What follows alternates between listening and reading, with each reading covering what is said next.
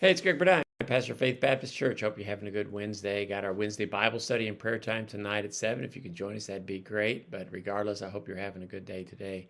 And I'm kind of continuing on these online devotions, looking at Hebrews chapter 12. My sermon on Sunday was Run the Race with Perseverance, and we're going to talk about how to run the race good. Yesterday and Sunday and yesterday and Monday, I talked about need to get away some of those weights that slow us down. That's one thing that we can do. Lay aside some of those weights. And today I want to talk about the second thing we need to do. Fix our eyes on Jesus.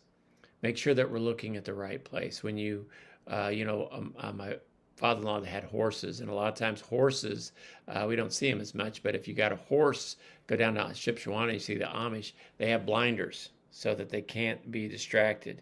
And it's so easy for us to get distracted.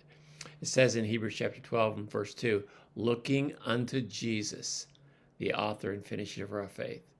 Look to Jesus. The race is not won by self-focus. It's won by Christ focus. We get weary in the race when we stare at other runners, when we stare at our own failures, when we remind ourselves of our own successes, when we look at how long the course is and how far we've gone or how far we've got to go, or look at the countryside. If you're in a race, you look to the finish line. You look at Jesus. We endure when we look at Jesus because he is both the author, the originator of our faith, and the finisher, the perfecter. He is making us what we ought to be. He says he endured the cross for the joy that was set before him.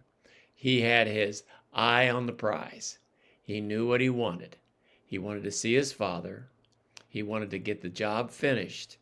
And the job finished meant that all those who would trust in him would have forever in heaven. That's a wonderful thing to contemplate. Faith sees beyond the suffering and looks at the joy. And we need to see that. Don't get distracted. When you get distracted, it'll slow you down. My grandson was playing baseball. We went down to Dayton to go see him.